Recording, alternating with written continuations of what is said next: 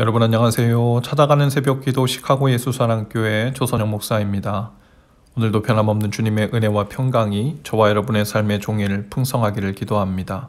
오늘 말씀은 마태복음 26장 30절에서 35절까지 말씀입니다. 제가 읽어드리지요.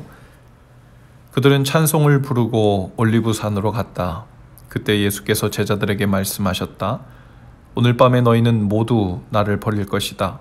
성경에 기록하기를 내가 목자를 칠 것이니 양떼가 흩어질 것이다 하였다. 그러나 내가 살아난 뒤에 너희보다 먼저 갈릴리로 갈 것이다. 베드로가 예수께 말하였다. 비록 모든 사람이 다 주님을 버릴지라도 나는 절대로 버리지 않겠습니다. 예수께서 그에게 말씀하셨다. 내가 진정으로 내게 말한다. 오늘 밤에 닭이 울기 전에 내가 3번 나를 모른다고 할 것이다.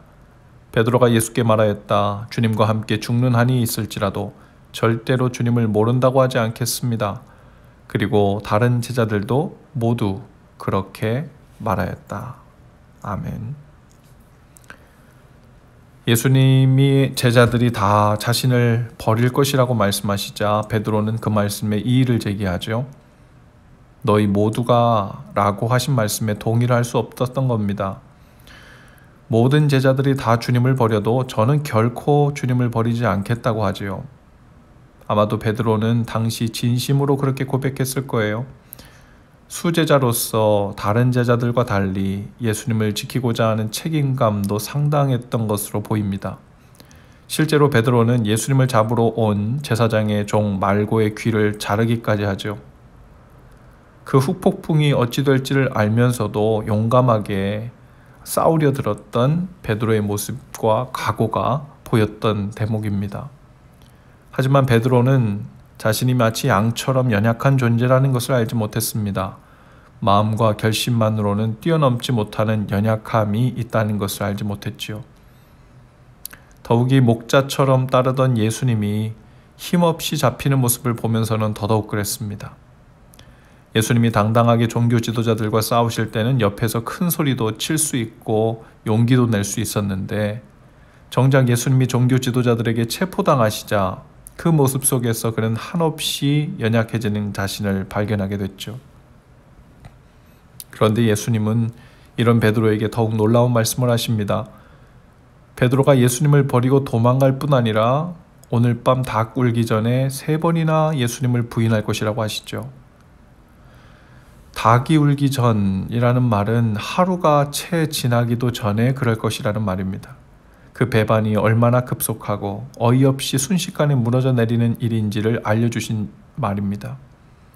끝까지 싸우고 버티고 옥살이 좀 하다가 나중에 고문의 고통에 못 이겨 배신한다는 말씀이 아니었습니다. 오늘 당장 하루가 다 지나기도 전에 급속하고 빠른 배반과 연약함이 드러날 것이라는 말씀이셨죠.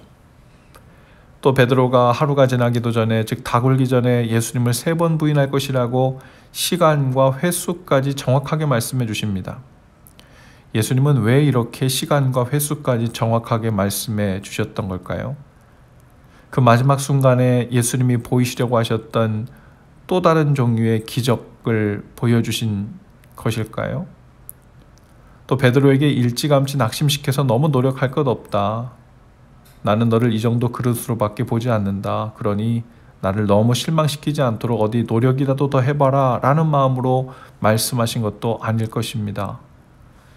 오히려 예수님이 이렇게 말씀하신 이유는 베드로를 정죄하고 내가 너에게 실망했다라는 것을 보이기 위함이 아니라 나중에 베드로가 배반하고 마음이 무너져 내렸을 때를 대비하기 위함이셨을 것이라는 생각이 들어요. 자신이 예수님을 배반했다는 말도 안 되는 사실 앞에서 꼬꾸라지지 않도록 하기 위함이셨을지 아닐까요? 예수님을 부인한다 하더라도 예수님 말씀을 기억하고 다시 일어서도록 하기 위해서죠. 예수님은 자신이 얼마나 연약한 존재인지 그리고 어떻게 배반할지조차 모두 다 아시고 계셨다는 사실을 이미 베드로에게 알려주심으로 예수님께서 생각지도 못한 큰 실망을 했다라고 생각하지 않도록 하기 위함이었을 것입니다. 그리고 실제로 베드로는 예수님을 3번 부인하고 나서 자책만 한 것이 아니라 예수님이 하신 말씀을 기억하고 통곡하며 회개했다 했습니다. 아마도 그렇게 통곡하고 울고 있었던 베드로의 마음에 주님의 음성이 이렇게 들리는 듯 했을 것입니다. 내가 이미 알고 있었으니 너도 너 자신에 대해 너무 놀라지 않아도 된다. 그리고 여기서 끝난 것이 아니니 너무 오래 슬퍼하지 말고 내가 한 말을 기억하고 이후의 일을 준비하고 계속하도록 해라. 우리도 베드로와 같은 마음일 때가 있죠. 우리 자신이 이렇게 약하고 이렇게 간사하고 이렇게 형편없는 줄 몰랐다는 충격을 때때로 받습니다.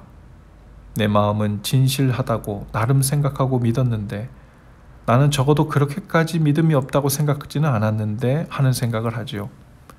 그리고 죄와 시험 앞에서 때로 너무도 쉽게 무너지고 넘어지는 모습을 보면서 야, 정말 이대로는 소망이 없겠다. 나는 구제불능이다. 주님이 이런 나를 얼마나 한심하게 생각하실까? 얼마나 실망하셨을까? 얼마나 가증히 여기실까? 하는 우리 마음에 고소하는 소리가 들려올 때가 있죠. 그러나 할 수만 있었다면 주님은 우리에게도 베드로에게처럼 말씀하셨을 것입니다. 우리가 얼마나 약한 존재인지를 알려주셨을 것입니다. 약하기 때문에 죄와 시험에 무너지는 것을 당연히 여기며 살라는 것이 아닙니다. 그 무너진 일로 인해 마음까지 무너져 내려 다시 일어서지 못하는 일이 없도록 하기 위함이죠. 또한 그토록 연약한 존재라는 것을 잘 인식하고 늘 기도로 경계함으로 깨어있도록 하기 위함이십니다.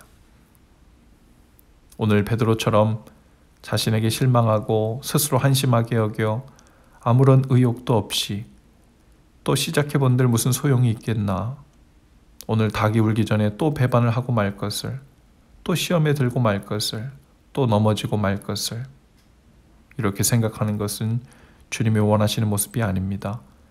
경계하고 기도로 깨어서 주님을 따르는 일을 거듭 계속해야 합니다.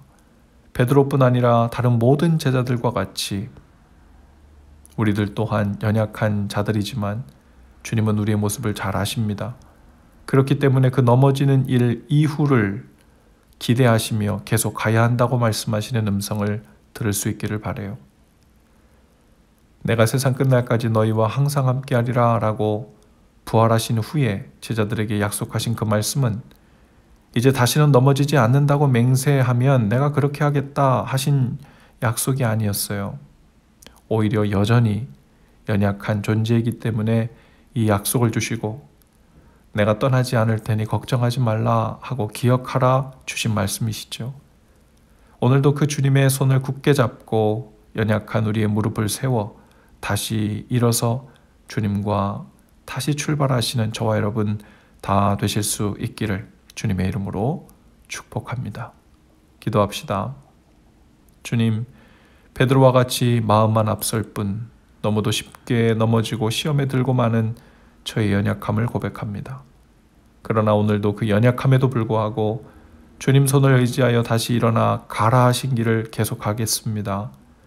기도로 더 경계하며 이제는 조금 덜 넘어지고 덜 크게 넘어지기를 구하고 이제는 좀 더 성공적으로 실패하기를 구하며 주님께 나아가오니 연약하고 부족한 저희를 오늘도 붙들어 주옵소서. 예수님 이름으로 기도합니다. 아멘. 여러분 오늘도 예수 사랑으로 화이팅입니다. 내일 아침에 다시 찾아뵙죠.